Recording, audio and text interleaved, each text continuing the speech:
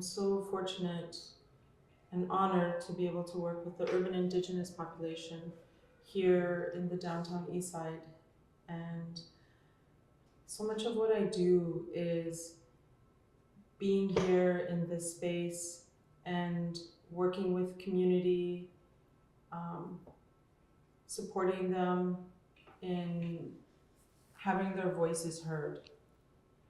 So often, as you mentioned, there is stigma and stereotype placed upon this community, and what people focus on for the most part is the negative, when there is just an amazingness of vibrant people thriving and connecting and raising each other up every single day.